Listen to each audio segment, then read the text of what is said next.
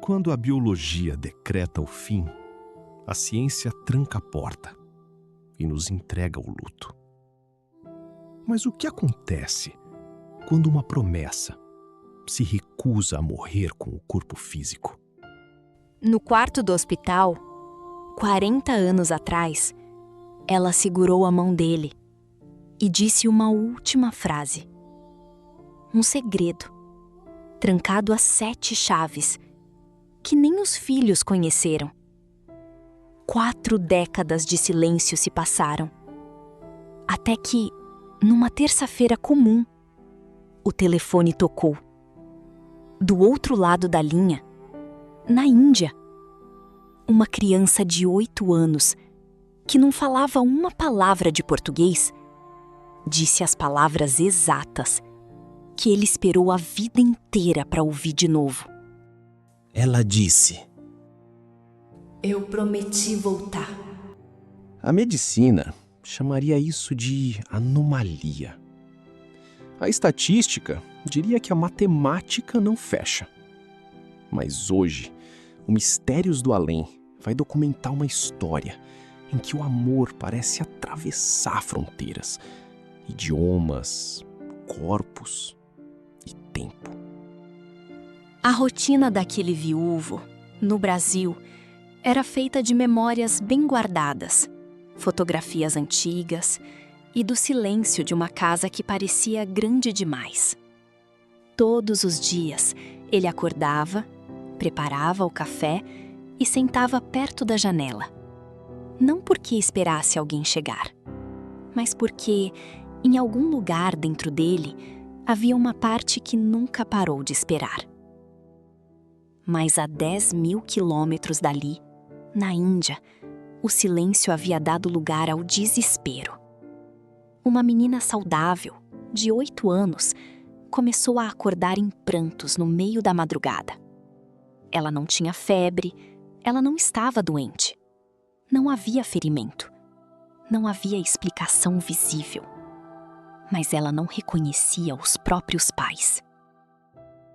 A criança chorava, pedindo para voltar para casa. Mas não era a casa onde morava.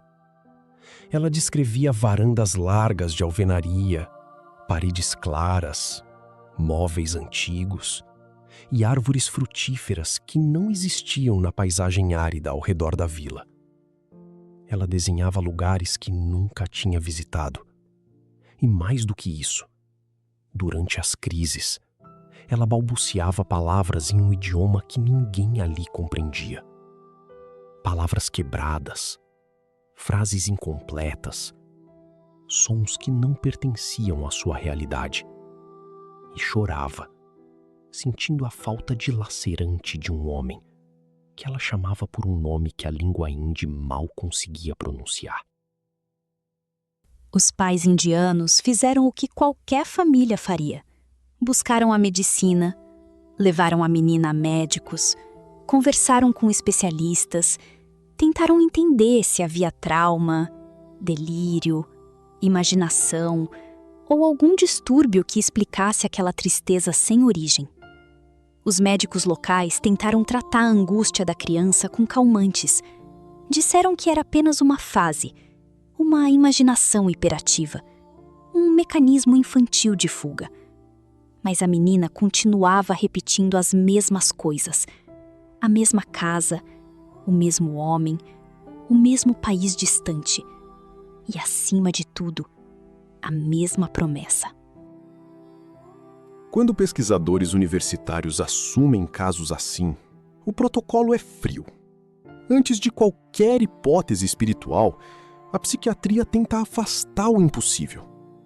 O diagnóstico mais confortável é a falsa memória. A teoria afirma que o cérebro da criança poderia ter absorvido fragmentos soltos, uma conversa de adultos, um som distante, uma imagem esquecida, uma palavra ouvida sem perceber. Depois, a mente costuraria esses retalhos, criando uma vida imaginária. Para os livros de medicina, a menina era apenas vítima do próprio cérebro. Mas existe um ponto em que a teoria começa a perder o chão. Porque o cérebro humano pode confundir lembranças, pode inventar rostos, pode preencher lacunas, pode transformar medo em imagem. Mas ele não deveria ser capaz de adivinhar segredos enterrados no coração de duas pessoas. Pense agora na pessoa que você mais ama neste mundo. Alguém que conhece detalhes seus que nenhuma outra pessoa conhece. Uma frase, um apelido, uma promessa feita no escuro, uma memória que nunca saiu daquele quarto. Agora imagine que o telefone tocasse hoje e do outro lado do planeta, um completo desconhecido revelasse exatamente esse detalhe. Algo que só vocês dois dividiram. Algo que nunca foi escrito, nunca foi contado, nunca foi explicado. Você abraçaria o milagre ou tentaria encontrar uma falha lógica na situação? Deixe nos comentários o que você faria se recebesse essa ligação. Porque o momento que aconteceu a seguir nesta história quebrou todas as regras da nossa biologia. Através de estudiosos de um departamento de psiquiatria focado em memórias anômalas, a ponte foi construída.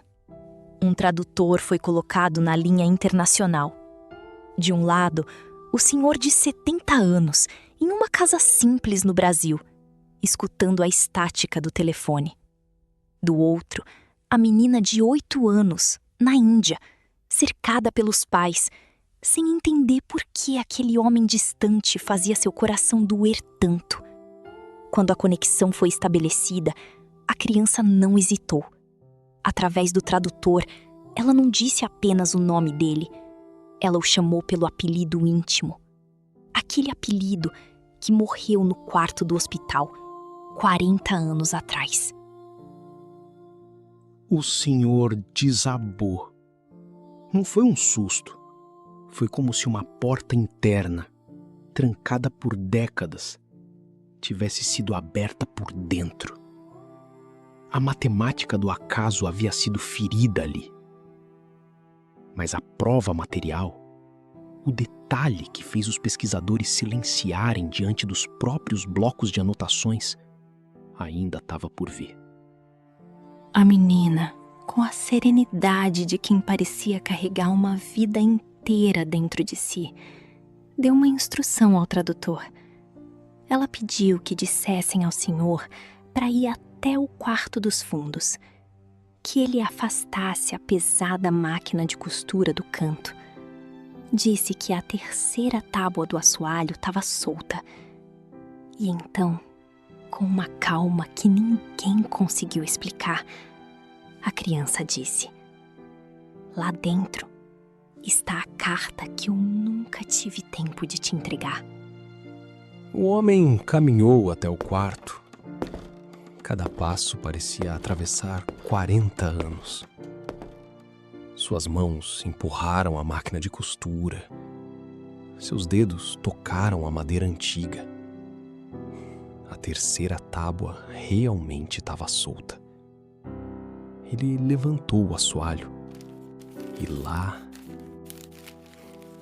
intocado, coberto por 4 décadas de poeira, silêncio e espera, estava um envelope amarelado, com a letra perfeitamente desenhada da sua esposa.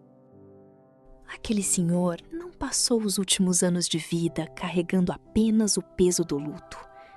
A ligação não trouxe assombro, trouxe libertação. Ele não recebeu uma explicação completa sobre a morte, nem uma resposta final sobre o universo, mas recebeu algo que talvez fosse ainda maior: a paz. A paz de quem descobre que nem toda despedida é fim. A paz de quem entende que algumas promessas não desaparecem. Elas apenas esperam até encontrar um caminho. A ciência contemporânea pode mapear os nossos neurônios, decifrar o nosso DNA e medir a eletricidade do nosso cérebro. mas ela ainda fica em silêncio diante de certas perguntas. Como medir o peso de uma promessa? Como calcular a distância que o amor atravessa quando se recusa a desaparecer? Talvez este caso não prove tudo, mas ele nos obriga a considerar uma possibilidade profunda. Talvez nós sejamos muito mais do que carne e osso. Talvez o amor não se dissipe. Talvez ele viaje, cruze oceanos, atravesse o tempo e, quando chega a hora certa, encontre o caminho de volta para casa. Se essa história também tocou algo dentro de você, deixe o seu like e me conte nos comentários. Você acredita que algumas promessas continuam vivas mesmo depois da despedida? Inscreva-se no Mistérios do Além, um espaço para quem busca o inexplicável, sem medo, com respeito, paz e reflexão. Todo sábado, às 19 horas, a gente volta com mais um relato, onde o inexplicável não assusta, ele acolhe.